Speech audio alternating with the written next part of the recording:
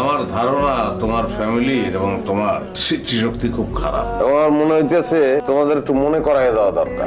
আমি এই শহরে যখন আসছি আমার কিছুই ছিল না, একটা জিনিস ছিল কনফিডেন্স। একটা বাইং হাউসের সামান্য অফিস সহকারী ছিলাম, সেখান থেকে কষ্ট করতে করতে করতে করতে সৎভাবে আমি নিজেই এখন একটা বাইং হাউসের মালিক। তোমার বাবা ছিল ঝুটের ব্যবসার দালাল, এবং এই দালাল আমার কাছে আসতো জুটের মাল বেচতে। একজন ঘটক বলল তার একটা সুন্দরী মাইয়া। আমি গেলাম, দেখলাম কথা সত্যি, তুমি সুন্দরী। বলতে আমার রুচিতে বাদে, কিন্তু না বলে পারতেছি না। গিয়ে দেখলাম যে টিনের খুপড়ির মধ্যে চাঁদের আলো। তো সেই চাঁদের আলো আমি ফ্ল্যাটে এনে তুললাম, সঙ্গে তার বাপ মা। এখন আমার মার পান ছাঁচার শব্দে তোমার মার ঘুম ভেঙে যায়। ম্যাজিক ম্যাজিক, হ্যাঁ, ভয়ঙ্কর ম্যাজিক দেখেছে তোমার মা। অনেক অবাক হয়েছি।